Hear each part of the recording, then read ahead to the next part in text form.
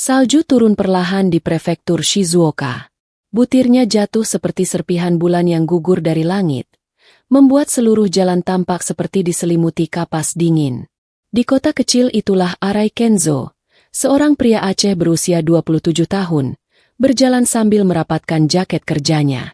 Ia datang ke Jepang sebagai tenaga kerja Indonesia dengan mimpi sederhana.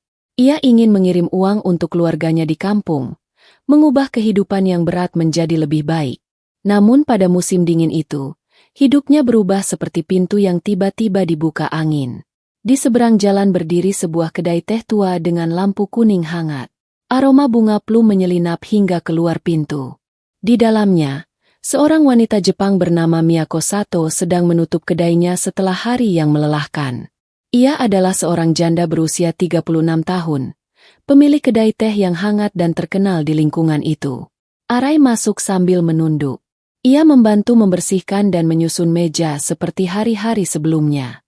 Namun malam itu, ketika tangannya gemetar karena dingin, ia tanpa sengaja menumpahkan teh panas ke lantai. Alih-alih marah, Miyako tersenyum lembut. "Kau terlihat lelah. Istirahatlah sebentar," ucapnya perlahan. Arai tertegun. Kata-kata itu terasa seperti api kecil di tengah musim dingin. Ia duduk di sudut ruangan, dan untuk pertama kalinya sejak bekerja di Jepang, ia merasa ada seseorang yang benar-benar memperhatikan dirinya. Miyako memandangnya diam-diam. Ada sendu di matanya. Sendu yang berasal dari luka masa lalu yang belum pulih. Tapi saat memperhatikan Arai, sesuatu di hatinya bergerak pelan. Saat itu mereka belum tahu bahwa percikan kecil itu kelak akan berubah menjadi api hangat yang mengguncang hidup mereka berdua. Malam itu menjadi awal dari segalanya. Hari-hari berikutnya berjalan seperti aliran sungai yang tenang namun membawa sesuatu yang tidak terlihat. Arai bekerja lebih rajin dari biasanya.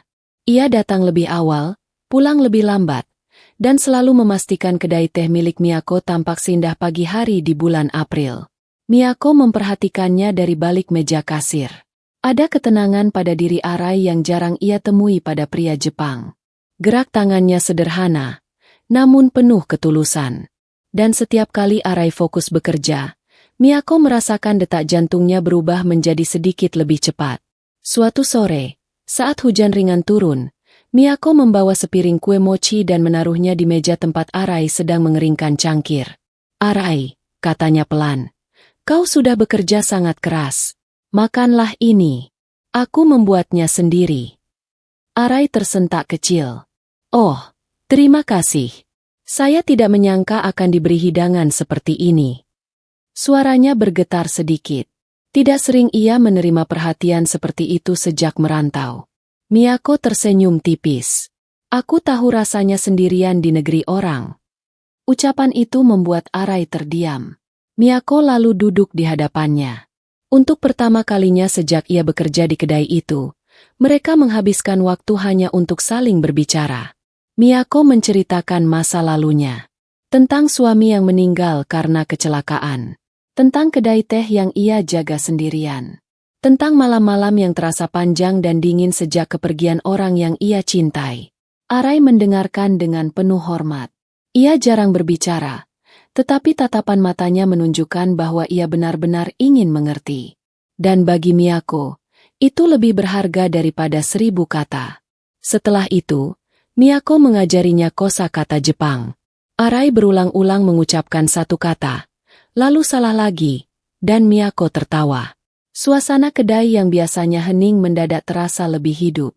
Ada sesuatu yang berubah di antara mereka. Tidak ada yang mengucapkannya. Tidak ada yang mengakui. Namun ada rasa nyaman yang perlahan tumbuh. Rasa yang membuat mereka tidak ingin pulang terlalu cepat. Pada malam-malam tertentu, Arai mendapati dirinya memikirkan Miyako lebih sering dari yang ia sadari. Sementara Miyako, tanpa ia akui, mulai menunggu langkah kaki Arai setiap kali pintu kedai terbuka. Takdir bekerja dalam diam. Dan di kedai teh bunga plum itu, hati dua manusia mulai saling mengetuk tanpa mereka sadari. Musim dingin berakhir perlahan. Udara mulai menghangat, bunga-bunga plum bermekaran, dan kota kecil Shizuoka dipenuhi aroma manis yang menenangkan. Namun perubahan paling terasa justru terjadi di dalam hati Arai dan Miyako.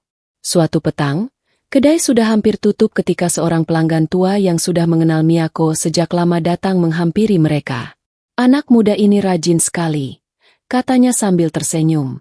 "Kau beruntung punya pekerja sebaik dia." Miyako tersenyum, tetapi pipinya memerah pelan. Arai ikut menunduk malu. Pelanggan itu tertawa kecil lalu pergi. Namun kalimatnya menggantung di udara. Miyako menatap Arai yang sedang merapikan meja. "Orang-orang di sini mulai mengenalmu," ucapnya lembut. Arai tersenyum singkat. "Saya hanya berharap bisa membuat kedai ini berjalan dengan baik."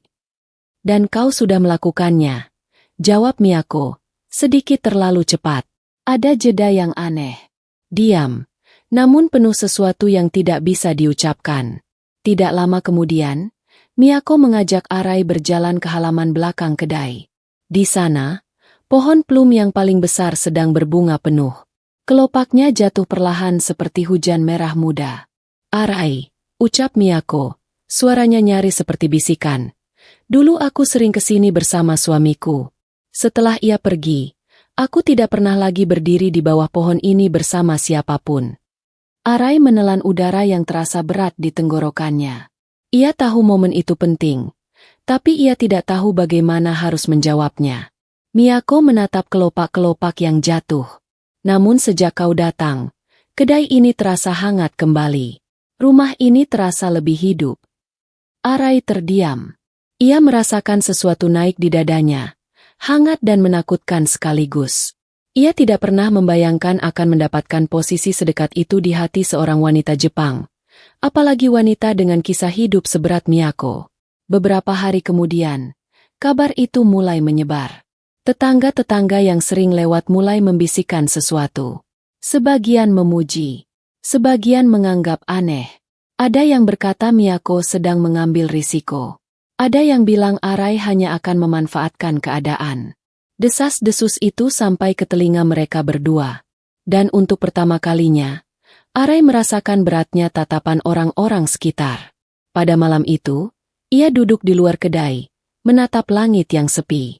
Angin membawa aroma bunga plum, namun hatinya tidak tenang. Miyako membuka pintu dan menghampirinya. Ia duduk di samping Arai tanpa berkata apa-apa.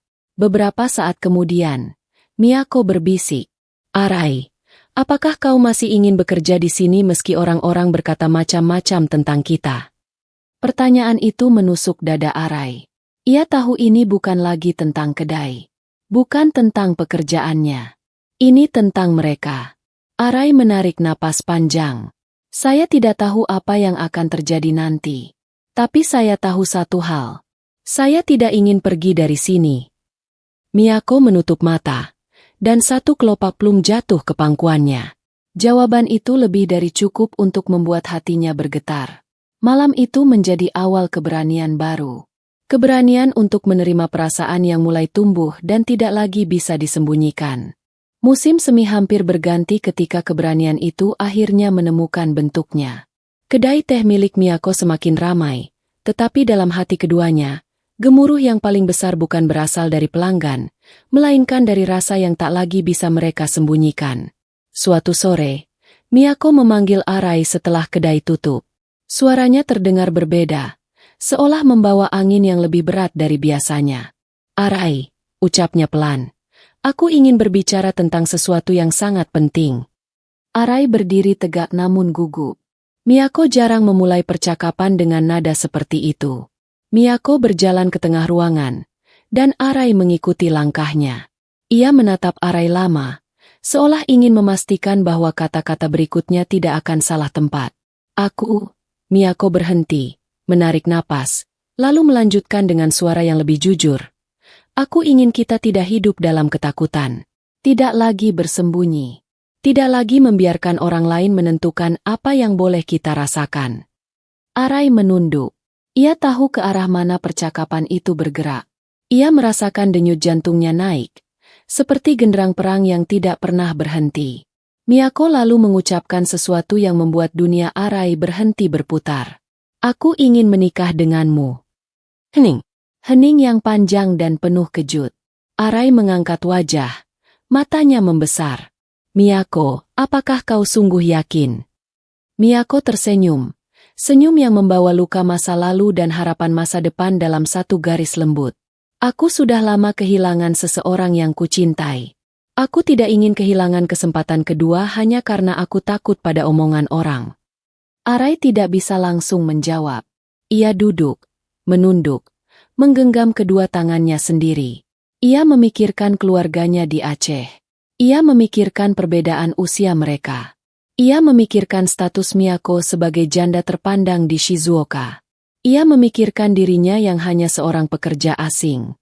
Namun ia juga memikirkan Miyako. Wanita yang membuat hari-hari panjangnya terasa berwarna. Wanita yang memberinya perhatian di negeri yang asing. Wanita yang membuat hatinya tenang dengan hanya berdiri di dekatnya. Arai mengangkat wajah perlahan. Saya tidak punya banyak yang bisa diberikan. Saya bukan siapa-siapa. Tapi jika kau sungguh percaya pada saya, maka saya akan menjagamu dengan seluruh hidup saya. Miyako menutup mulut dengan tangannya.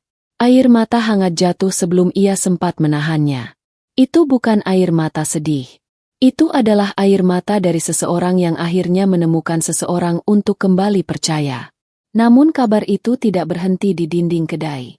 Dalam waktu singkat, seluruh lingkungan tahu bahwa janda Jepang yang dihormati berniat menikahi seorang tenaga kerja Indonesia dari Aceh. Suara miring mulai terdengar. Ada yang meremehkan Arai.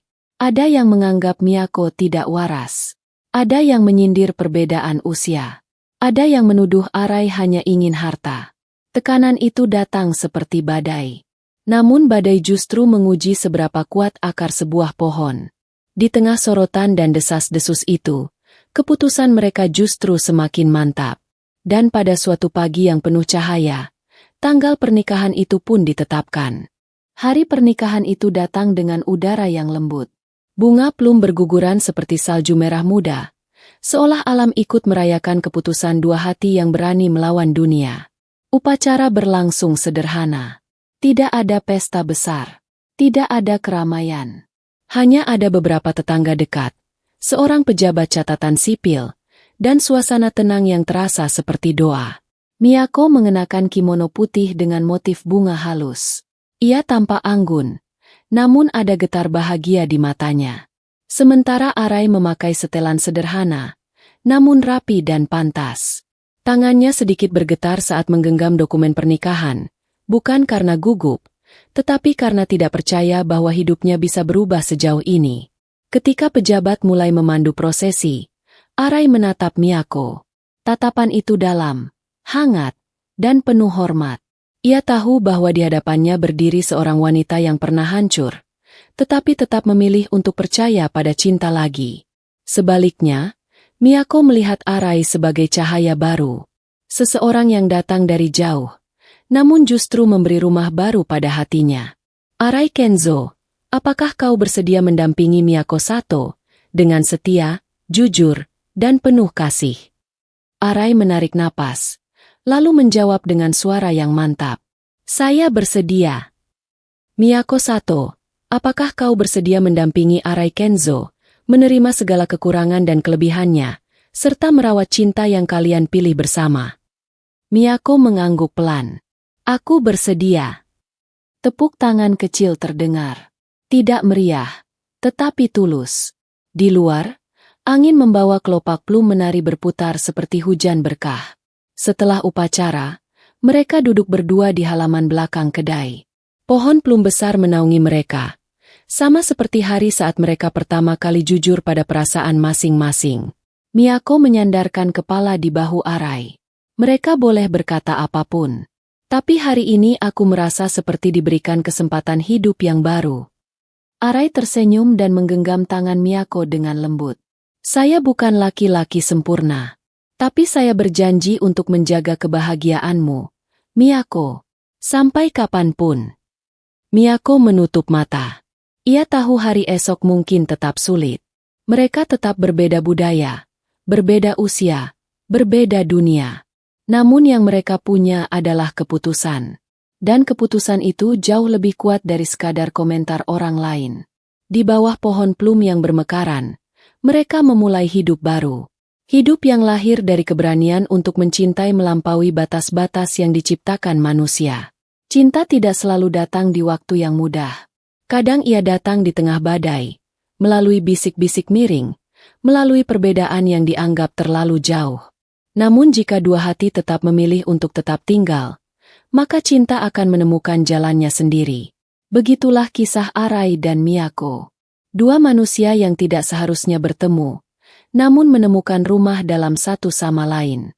Karena cinta, pada akhirnya, bukan tentang siapa yang paling sempurna, tetapi siapa yang paling tulus.